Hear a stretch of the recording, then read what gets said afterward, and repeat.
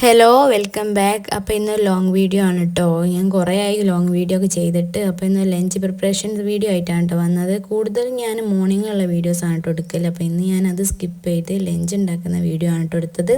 വലിയ ഹെവി ആയിട്ടുള്ള ലഞ്ചൊന്നും അല്ല കേട്ടോ, ഒരു സിമ്പിൾ ലഞ്ചാണ് കേട്ടോ. അപ്പോൾ ഇന്ന് കറി വെക്കുന്നത് മത്തനാണ് കേട്ടോ. മത്തൻ ഞാൻ വേഗം അടുപ്പത്തേക്ക് വെച്ചതിന് ശേഷം പയർ മേക്ക് വരട്ടി ഉണ്ടാക്കാൻ വേണ്ടി ഞാൻ പയർ അരിഞ്ഞുകൊണ്ടിരിക്കുകയാണേ. മത്തൻ വെന്ത് വരുമ്പോഴേക്കിനും എനിക്ക് പയർ അടുപ്പത്തേക്ക് വെക്കാനുണ്ട്. അതിന് വേണ്ടിയാണ് കേട്ടോ ഞാൻ വേഗം അരിയുന്നത്. അടുപ്പത്തായതുകൊണ്ട് ഒന്ന് കഴിയുമ്പോഴേക്കിനും അടുത്ത് വെക്കാൻ വേണ്ടി എല്ലാം വേഗം ഞാൻ അരിഞ്ഞ് എടുത്ത് വെക്കലുണ്ട് കേട്ടോ.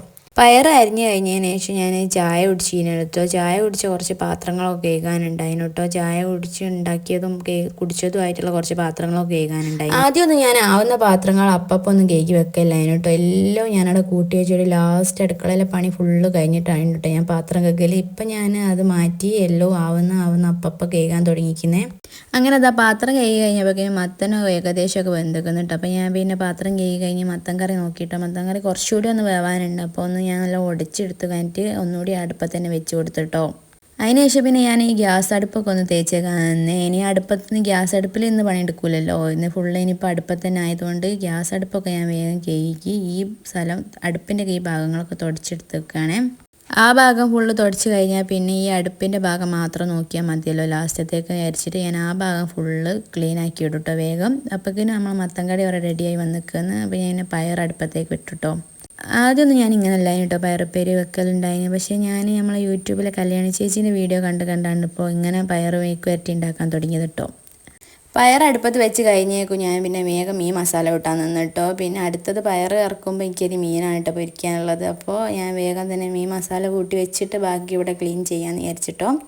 ഈ മീൻ മുറിക്കാൻ ഭയങ്കര പണിയാണെങ്കിലും നല്ലോണം പൊരിച്ച് ഞെരിച്ചെടുത്താൽ തിന്നാൻ നല്ല ടേസ്റ്റാണ് കേട്ടോ. മുറിക്കാൻ ഭയങ്കര പണിയായിരിക്കും കേട്ടോ, കുറേ ടൈം പിടിക്കും. ഇത് പിന്നെ കുറച്ചേ ഉള്ളൂ അതിനെ. അപ്പോൾ ഞാൻ വേഗം ഇത് മസാല കൂട്ടി വെച്ചിട്ടോ.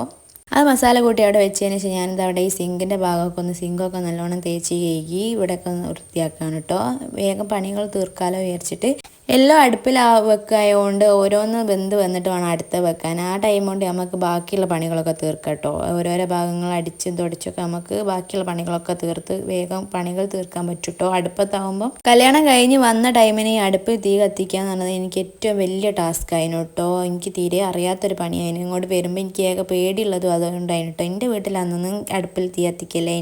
എൻ്റെ വീട്ടിൽ അന്ന് ഫുള്ള് ഗ്യാസുമേലായിരുന്നു ഉണ്ടാക്കൽ. പക്ഷേ ഇവിടെ വന്നതിന് ശേഷം കേട്ടോ ഞാൻ അടുപ്പ് കത്തിക്കാനും ഒക്കെ പഠിച്ചത്. അന്ന് ആദ്യമൊക്കെ ഭയങ്കര വലിയ പണിയായിരുന്നു. ഇപ്പോൾ അത് നല്ല സിമ്പിളായി വന്നിരിക്കുന്നു കേട്ടോ. ഇപ്പോൾ അടുപ്പിൽ തീ കത്തിച്ച് ഉണ്ടാക്കുന്നതാണ് ഏറ്റവും സിമ്പിളായിട്ട് തോന്നി കേട്ടോ. നമ്മളെ ഉപ്പേരികളായാലും എല്ലാം വേഗം തന്നെ വാടി കിട്ടുന്നതായി തോന്നി കേട്ടോ. അപ്പോൾ ഈ സൈഡ് ഞാൻ ഫുള്ള് ക്ലീൻ ആക്കി കഴിഞ്ഞ് അതിന് ശേഷമാണ് ഞാൻ ചോറ് വെച്ചത് വരെ കേട്ടോ. ലാസ്റ്റാണ് കേട്ടോ ഞാൻ ചോറ് വെച്ചത്. ഉപ്പേരിയൊക്കെ ആയി കഴിഞ്ഞതിന് ശേഷം ഇവിടെ പിന്നെ ഇങ്ങനെയാണ് കേട്ടോ ചോറ് ഊറ്റൽ. ഞാനത് ഇവിടെ വന്നതിന് ശേഷം കേട്ടോ ഇങ്ങനെ ചോറ് ഊറ്റുന്നത് കണ്ടതും. ഇവിടെ റേഷൻ അരി ആകുമ്പോൾ ഇങ്ങനെയാണ് ഊറ്റൽ, മറ്റേ സാധാ അല്ലാത്ത അരി ആകുമ്പോഴാണ് അല്ലാണ്ട് ഊറ്റൽ കേട്ടോ.